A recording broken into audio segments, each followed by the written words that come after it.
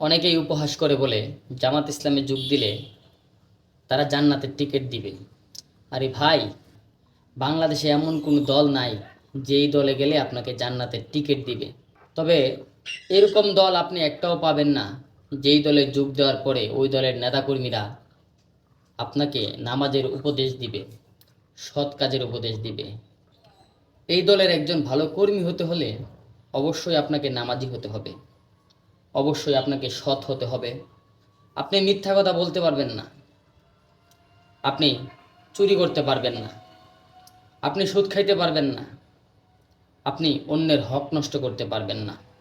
সুতরাং জামাত করতে হলে, জামাতের একজন কর্মী হতে হলে অবশ্যই আপনাকে সৎ হতে হবে।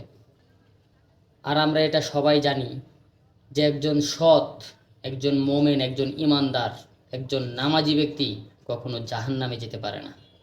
সুতরাং জান্নাতের টিকিট না দিলেও আপনাকে জান্নাতের রাস্তা দেখাবে। চলা না চলা সেটা আপনার ব্যাপার, কিন্তু তারা আপনাকে অবশ্যই অবশ্যই জান্নাতের রাস্তা দেখাবে। ধন্যবাদ।